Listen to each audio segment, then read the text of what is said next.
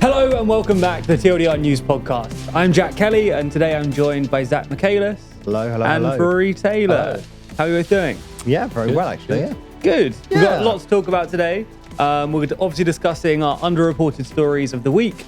We are talking about the world leader leaderboard, seeing who's winning and who's losing. And our main story today is discussing the latest updates from Ukraine and how that interacts with various geopolitical wranglings. Before we get to any of that though, and Zach reminded you about this when he hosted on Monday, but our newspaper that we were selling at the end of last year, Too Long, is now available at a discounted price.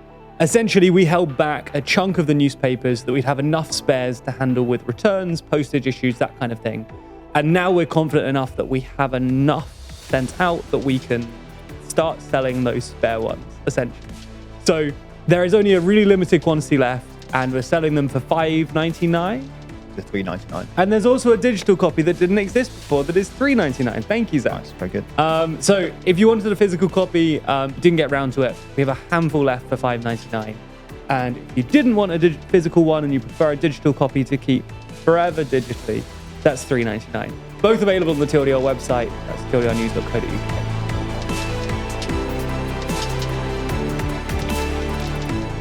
Let's get into our underreported stories. Rory, do you want to go first? Sure.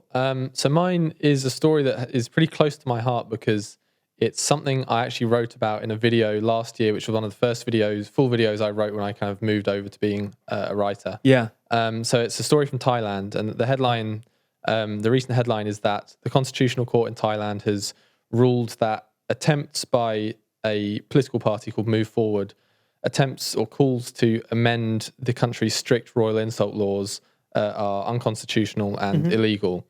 So the court is saying to the party, you can't call for these laws to be amended because it violates the constitution, and if you do, you'll be in trouble. For reference, Thailand has one of the world's strictest royal insult laws. If you insult the monarchy, you can go to prison for up to 15 years. Wow. And this isn't one of those ones where it's like, yes, technically it's illegal, but no one goes to prison. A lot of people do go to prison and are charged with it. I think the statistic that kind of is pretty shocking, since 2020, 262 people have been charged under this law. And there was a man recently who faces up to 50 years in prison because it's up to 15 years per incident of insulting the monarchy. So it's pretty horrendous. So the kind of background to this is that last year at the general election, this progressive reformist party called Move Forward won this surprise victory. And they'd been campaigning on all sorts of things, but one of their main ones was that they would loosen these laws to make it, not illegal to insult the monarchy. And they won the election. They're the largest party, but they failed to form a government because of lots of things, but mainly it was because of the conservative kind of establishment in the Senate that blocked them. But, that's kind of in the past now. But this legal case has been ongoing for quite some time. And the court has said, by calling to change the law on royal insults, you are threatening to overthrow the constitutional monarchy. So I think this is an interesting case for two reasons. One is the effect on Move Forward. Technically, they haven't been told to dissolve as a party, but this does open them up to the risk that they could be told to disband if they do carry on calling for these changes. But I think more interestingly is that it shows the real power of the monarchy in Thailand, but also possibly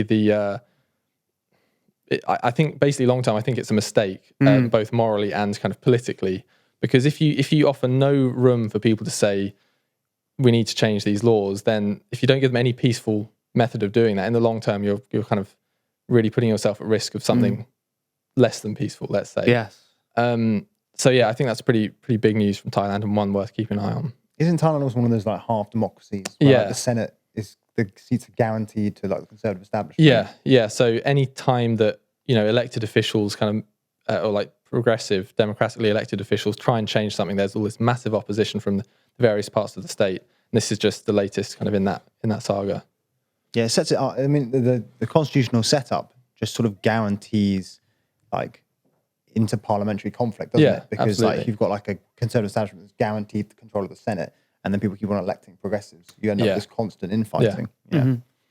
Yeah, it's a tough one. Is also the last thing, I don't know if I got this right, but is it the Thai monarch, the one who spends all his time in Germany? Yeah, he's a very odd guy. Yeah, okay. With an enormously long name. Yes, and he's Yeah. also got lots of like fancy little dogs that he takes around with him as well, I think. So Nice. yeah, sounds pretty interesting guy. Yeah. Zach, what's your underreported? Okay. Okay. That's exciting. Mic swap. Oh, good timing. Good. Oh Wow. wait, that's not a test, is it? isn't a test or anything. It's Wednesday, yeah. Yeah, this is real. Fireman Sam is there on time. Okay, so what is your underreported story, Zach? So my reported story is just that Italian Prime Minister Giorgia Meloni earlier this week paid a trip to Africa where she was announcing a whole swathe of new investment and development funding, basically aid funding. And the sums involved aren't too massive, it's about 5.5 billion euros. But I think it's interesting for a couple of reasons. I mean, the first is that she very deliberately framed it in sort of contrast to Chinese lending, which, well, she described it, we shouldn't use the word Chinese, but she just talks about predatory lending. And that's clearly a sort of allusion to this idea that China lends lots of money to basically developing countries that can't pay it back. And then when they go, oh, we can't pay it back, China goes, okay, well, you at least give us your strategically significant assets. So the example everyone talks about is Sri Lanka, where borrowed a lot of money from China. China was their biggest single creditor. And then when they couldn't pay it back, China took out a 99-year lease on Hambantota Port, which is this deep sea port that can host military vessels that was basically taken as evidence that the Chinese are sort of deliberately over-lending so they can sort of coerce developing countries into giving them strategically significant assets on the cheap, basically. Yeah. The other thing I think I think that's really interesting. And I think that this like new competition between the West and China for Africa is actually just fundamentally a great thing because it means that we should see more development aid going to Africa. And if geopolitical competition rather than cooperation is what gets Africa the money it needs for development, I mean, that's fundamentally a good thing as long as you're not, it's a sort of ends versus means thing. But the other thing I thought was interesting about it is that she also tied some of the future funding to immigration. And she basically said that if you do more to stop immigration flowing into Europe, you can have more money. And I think that this is another example of Meloni sort of charting this new course of like palatable conservatism where she gets to sort of pitch herself domestically as like, strong on immigration and very sort of immigration skeptic. But at the like European or the international level, she has this like humanitarian argument where she goes like, well, actually, sure, I'm trying to limit immigration into Italy, but that's not because I have no sympathy for like the needs of the developing world. It's because I think it's better to make sure that living standards improve in places like Africa and basically developing countries.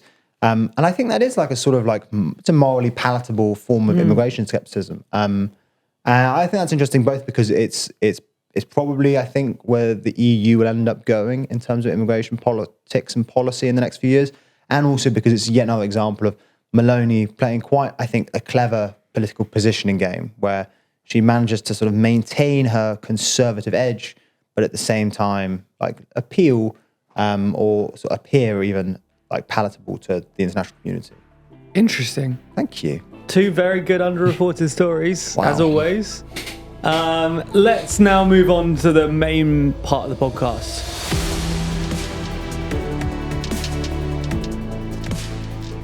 Let's talk about Ukraine, because we've obviously spoken a lot about Ukraine over the last kind of couple of years. It was a major news story. It is still a major news story, but one that gets less attention and one that we've discussed less. But there have been some interesting developments in recent weeks that we thought are worth addressing. And there's various things we want to talk about. Most of them bad, right, for Ukraine. Yeah, I think We've so. got issues on the battlefield. We've got kind of political issues for Zelensky domestically and internationally. It's generally not a great picture, and it's kind of hard to know where to start. So which of those elements of troubles do we want to start with? Well, I think the thing that's in the headlines at the moment is this story about the Ukrainian like land forces commander, Valery Zaluzhny, and President Zelensky. And there have been reports of like simmering tensions between the two for a while now. I think some of that is that disagreement originates in a disagreement over strategy on the battlefield. I think apparently Zelensky was keener on, for example, like committing troops to Bakhmut than Zaluzhny was. And Zaluzhny is widely credited with the successful defense of Kiev in the early days of the war, and the Kharkiv counteroffensive in the latter part of whatever it was, 2022. But it spilled out into the public late last year when Zaluzhny gave an interview to The Economist where he described the war as being at a stalemate.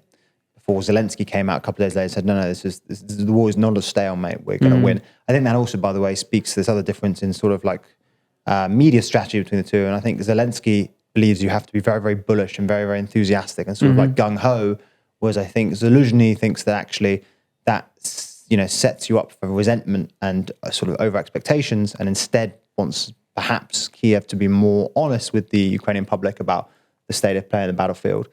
But then more recently, in the last couple of days, there were reports about a week ago that Zelensky had asked Zaluzhny to step down. These were obviously denied originally by both actually sort of like pro-Ukrainian sources, but then also Kiev itself.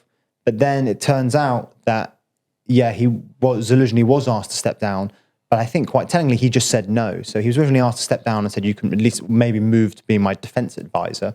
But then he just said no. And what's interesting about this is that he's still in post, which either suggests that Zelensky is waiting, but I think more likely it just suggests that Zelensky doesn't have the political power to oust Zaluzhny. Zaluzhny is, according to most polls at the moment, more popular than Zelensky and widely seen as like a potential presidential candidate when/if these like elections are held. And Zelensky's been talking about holding elections for like the past year or so, which is quite weird for a country that's like in a war.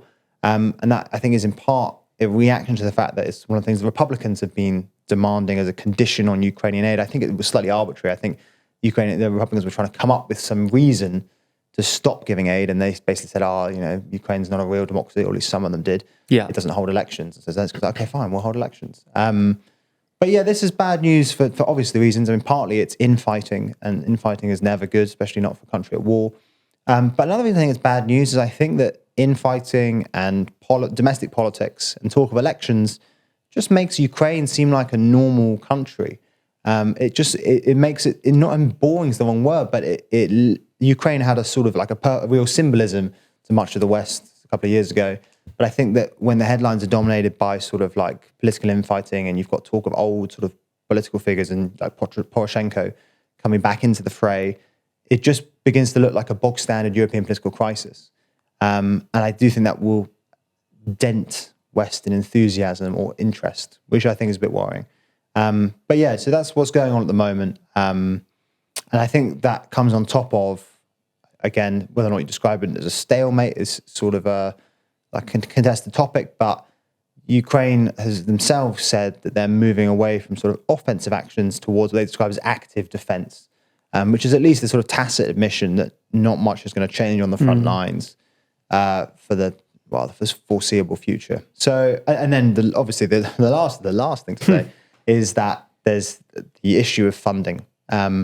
And the Ukrainian economy has actually held up, astonishingly well. There's something like a 50% drop in GDP since the war began. But the Ukrainian economy is on track to grow by 5% this year, which is, that's astonishing. It's a country in wartime, and it's suffered a massive loss of just like people by virtue of emigration and obviously the humanitarian toll of the war.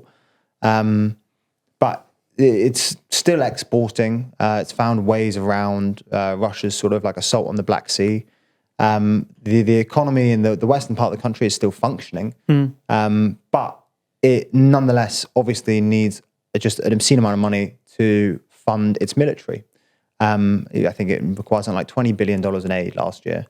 And at the moment, there are two aid packages. There's one in America worth $60 billion, which is being held up by essentially Republicans who want to fold it into a wider debate about the southern border in the US. Okay. Republicans basically say that Biden administration is only going to get its Ukraine aid funding if it agrees to harshening measures on the southern border with Mexico.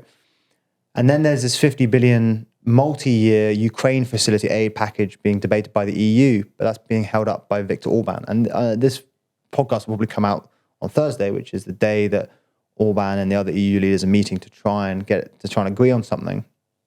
So so you probably know more than we do at this. But even if that goes through, that's a 4-year package that takes you through to 2027, and that means about 12. It does mean 12.5 billion euro a year. That isn't enough alone. Obviously, there are bilateral commitments being made by other EU member states, but actually, the main question is really about the American aid package, and that's what the Ukrainians really, really need.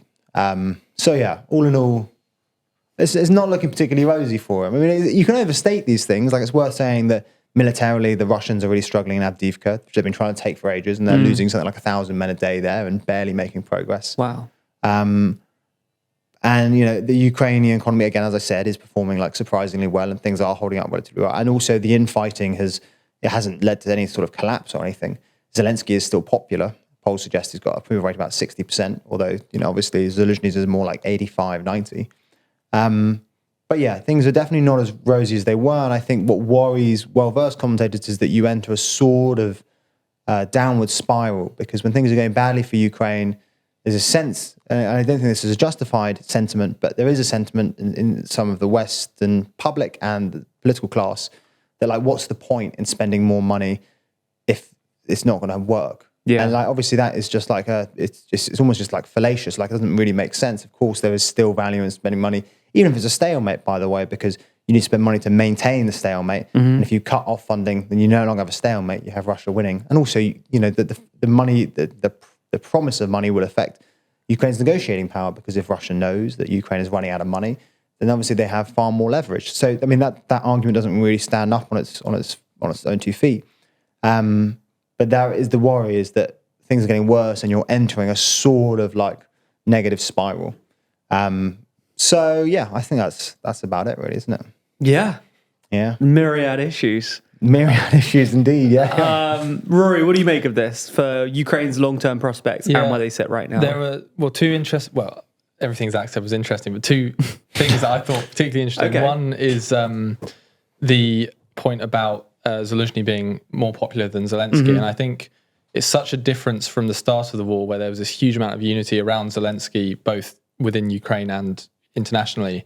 And as the war has dragged on, that has diminished, and there's these other Ukrainian figures like Zelensky, but also Vitaly Klitschko, the mayor of Kiev, who has also feuded with Zelensky in the past. I can't remember what the quote was, but I can't remember either. Yeah, he said something quite explicitly anti-Zelensky. And so you start to see these other figures kind of being quite vocal in their opposition, or at least difference in opinion to Zelensky. And that is damaging, I think, for the Ukrainian cause as a whole, because if Zelensky can't go to other countries and really speak with the full backing of Ukraine behind him, it's a lot harder to convince those countries to send him support if Ukraine is divided on its strategy. I also think this actually ties in with a podcast we did a few episodes ago about how Europe is preparing for a Trump presidency. Macron, the French president, said something just the other day, I think it might have even been yesterday, where he said Europe has to be ready to defend and support Ukraine, whatever America decides. So effectively saying, regardless of if Trump is re-elected, we have to double down on our support for Ukraine. So there is that fear that we are at a real inflection point now where support for Ukraine really could collapse. Yeah. But if Macron gets his way, he wants to see Europe really kind of fill in the gap if the US steps back from it. But also one thing I hadn't thought about until you said it was that it's possibly easy to be overly pessimistic, because when I think about I don't know how many times Russia has kind of reshuffled and fired and rehired generals and commanders in its campaign in Ukraine. We're talking about like one general falling out with Zelensky. And I think he replaced his defense minister some point last year. Like, this isn't the same kind of chaos that you see in the Russian ranks. So I think that is an interesting parallel there. I just think on the, again, on the pessimism point, we talk a lot about the Trump presidency, and I've mentioned before on this podcast that actually it's unclear what Trump's Ukraine policy would be. But even if we accept that Trump would be at least like, it'd be a difficult like outcome for Ukraine, we shouldn't forget that if Biden wins, then all of a sudden the prognosis looks very, very different for Ukraine. That then all of a sudden, if you're Putin, you're looking at 4 more years of steady, reliable support. I mean, assuming no hiccups in Congress and the House of Representatives and all that sort of stuff. But you're looking at 4 more years of quite steady American support for Ukraine. And then all of a sudden your calculus just changes completely. You're like, oh my God, can I afford really spending 6% of GDP, losing thousands of men a day, all that sort of thing for the next 4 years. All of a sudden, the compound effects of that really kick in. And the other thing I say is that, again, it's very, very easy to be pessimistic about Europe's sort of independent ability to defend itself. And this has been most glaringly apparent in this whole shells debate. So obviously a very big determinant of basically like your attritional power in Ukraine, Russia and Ukraine's respective attritional power, is just how many artillery shells you have. And at the peak of the counteroffensive, basically the Ukrainians were firing off about I think 7,000 a week or 7,000 a day, maybe something like that. I think 7,000 a day, but basically it was more than the Russians. And that was in part because they got this one-off infusion of shells from South Korea, about 750,000 shells. But that was a one-off infusion, and the Russians have basically moved to more of a war economy and are now producing something like 1 million shells a month, 1.2, something like that. And they also receive about 500,000 shells a year 1 million shells a year. And they also receive about 500,000 shells a year from North Korea. So they've got at least 1.5 million shells a year. The Ukrainians don't really have a domestic capacity for that. And Europe promised to basically send 1 million this year, fallen way short of that. I think it was about 300, 400,000 by December. So they had, the promise was made in March. So they had sort of 3 more months to get up to get up to 1 million, which obviously not going to get to. And so it's very pessimistic about that sort of thing. But today, the European Commissioner, he's basically the de facto defense commissioner, defense minister, Thierry Breton, said that, sure, we haven't got the numbers, but we do expect to have the capacity, the production capacity to produce something like 1.4 million shells a year by basically 2020. So this year, by 2024. And the Americans have already ramped up to, they expect to ramp up to something like 1.2 million shells a year by 2025, which is genuinely it's about 10 times what they're currently producing. And so if, in the best case scenario, Europe, this is from Ukraine's perspective, Europe rebuilds its defense base in anticipation and anxiety of a Trump presidency. We get to that desired shell capacity. And then we get a Biden re-election, which means that you now have a Europe with a domestic defense base and an America with basically an industrial base that already existed, obviously, supplying Ukraine. But that is the best case scenario, and it's just that is everything is quite precarious, and a lot hinges on a whole load of contingencies which are just way beyond Ukraine's control. But yeah, so I again think it's easy to be too pessimistic about it, but things are definitely slightly on the downhill. The one other thing I think is worth saying is that I think America still is the most important supporter for Ukraine, even if its financial aid is actually outsized by the EU. But it just still is because of the military technology and all that sort of shit. Basically, just because of the military tech. But I think a lot of the American the waning enthusiasm for Ukraine is a symptom of the fact that America is just tied up in too many wars at the moment. And so if you're average American, you might be enthusiastic about Ukraine, but once you see I've got Ukraine, we've got tensions in Israel, we've got renewed tensions in North Korea, we've got Taiwan, all of a sudden you're feeling a bit tired. Yeah. And I think they all sort of get unfairly grouped into the same sort of what are we doing with all these wars? Yeah. And so I do think that for long-term support for Ukraine to be politically sustainable, you just do need a calmer geopolitical environment elsewhere. And so, if I was the Biden, this is just a little tip, Joey. If I was the Biden administration, I would be prioritizing trying to calm things down elsewhere. I mean, they probably are, to be fair to them, but that is I think that is, they feel like separate things, but actually, I do think so much of the attention and enthusiasm paying for Ukraine depends on it being able to dominate the headlines and being the war as opposed to being one of many wars. But yeah. So that's my thing about it, Sorry, that didn't really end anywhere. I also the last thing I'll say is something I'm passionate is I do think that there is I don't think moral obligation is too sort of strong and almost soppy, but it's just in Europe's interests to more actively support Ukraine. It really doesn't cost us very much money, in the grand scheme of things. I think when you take this Ukraine support facility, which has proven so politically controversial, 50 billion euros, and you spread it out over 5 years, it's roughly 10 billion euros a year. Yeah. That is 0.07, 0.0. I mean, it's less than 0.1% of our GDP. Like, it is just something we can afford. And you could, I think Kai Kallas has talked about pushing it up to something like 0.25% of GDP or something like that, which is just not a very big number. And I appreciate that like budgets are strained and that you might want to, everyone has spending priorities. Yeah. But that would be sort of decisive. That would be, I think, more than enough to guarantee at least a stalemate. And I think that's just in your strategic interests. Like, you forget that the alternative, the worst case scenario is that you end up with a sort of like a rump Ukraine that is dominated by Russia on NATO and EU border. And that would just be in every sense more costly. I mean, even just sort of like the amount of money you'd then just have to spend on NATO preparations, making sure you have a sort of bolstered Baltic flank, that would outspend whatever you're going to have to spend to keep Ukraine in like a stalemate or even in like a slightly positive attritional state. So I just think it's short-termism. And like, I understand there are competing spending priorities, but I do think that you're just forgetting how costly the worst case scenario is. And we're talking about the kind of the negatives, the troubles that Ukraine are having right now. And then you're also saying about not overstating those troubles. Yeah. On balance, where do we land? Do we land in the middle? Do we land that things are still, it depends on Trump, it depends on spending, there's lots of things that we can't anticipate? Or is it that things are getting notably better or worse on the whole, would you say?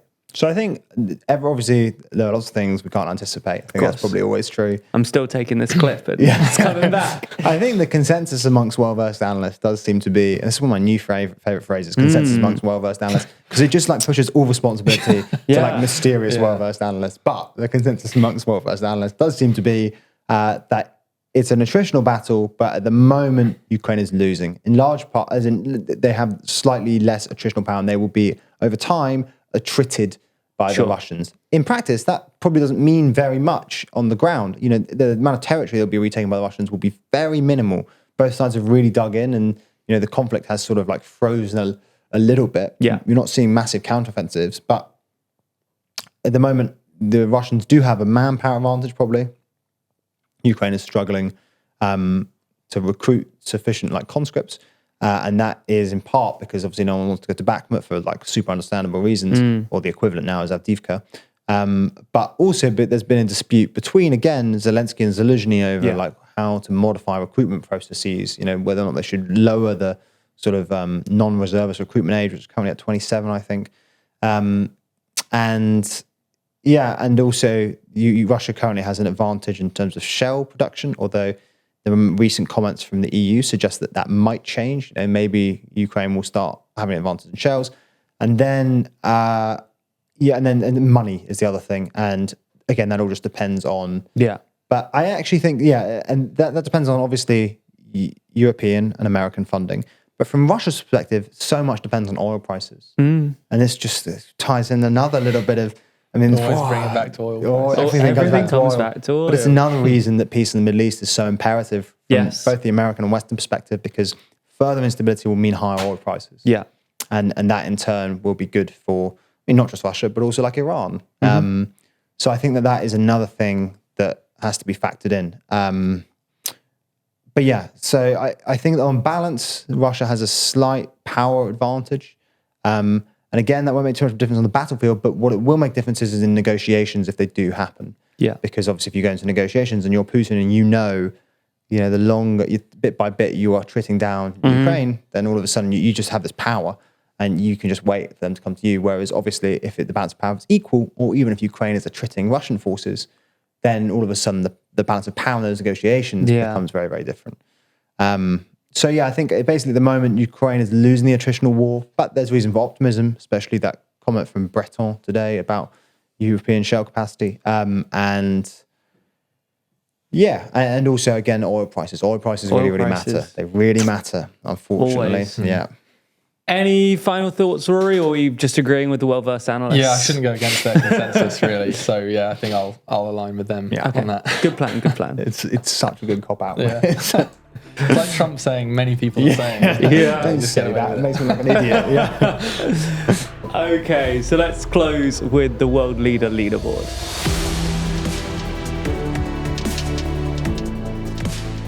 As always then, Rory and Zach have both prepared one person who they think has done well this week and one person they think has done badly this week, who we're going to shift on our world leader leaderboard. An overall ranking of roughly where world leaders stand in a very transitory and weird way. Yeah.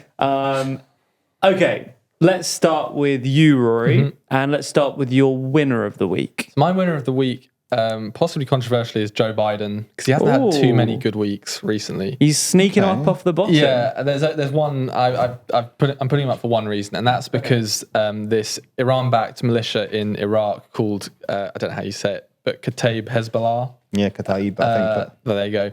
Has announced that it's going to suspend its attacks on US forces in Iraq, and this came after 3 US servicemen were killed by drone attack. That was on the Jordan-Syria border, so slightly different area, but within the same conflict. So in response to those 3 US deaths, Joe Biden had been saying, like, we will respond, we're going to work out how we do it, and we'll do it when we want to do it. But this Iran-backed militia, without the US even really responding, has said, yeah, we're going to stop this. And their actual reason was, or their given reason was, in order to prevent embarrassment of the Iraqi government.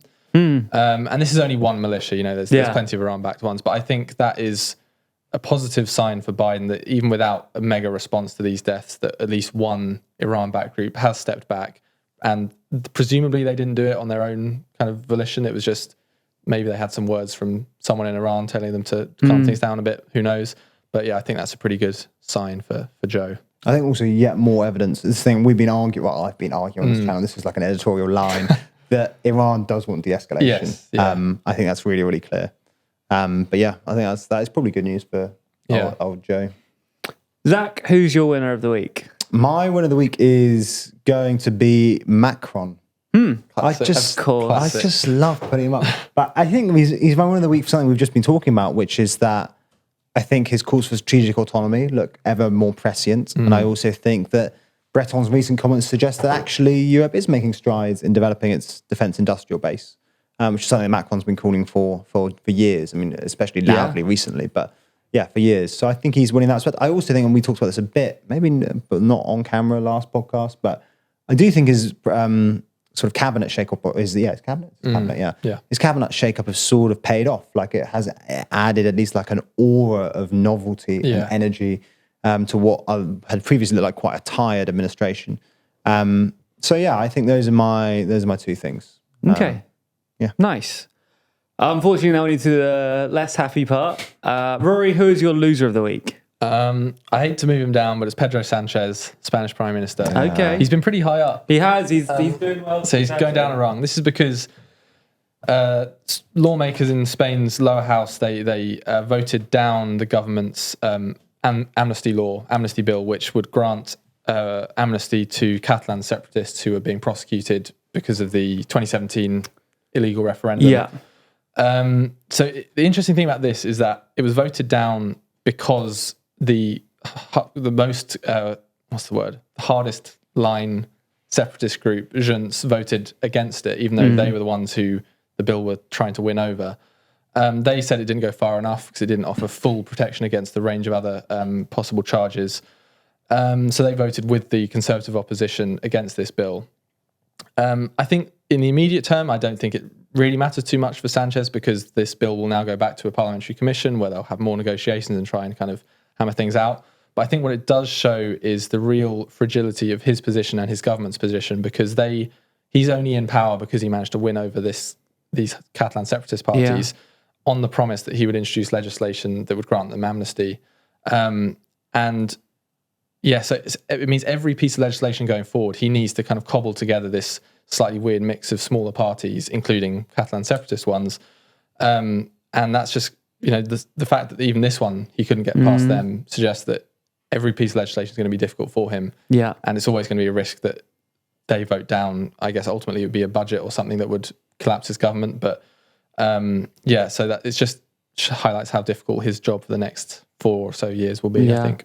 I often feel like when you're in the position he was in like a year ago, you just let the other side have it. Like it's clearly going to be difficult to govern. Yeah, just let them have it. Fall on their own sword. Such a political survivor. Like through his whole career, he's managed to pull off pretty crazy like comebacks. So this is just yet another one of those. So maybe don't bet against him. But he's still on the top half of the board. He's doing well. Yeah, he's sliding.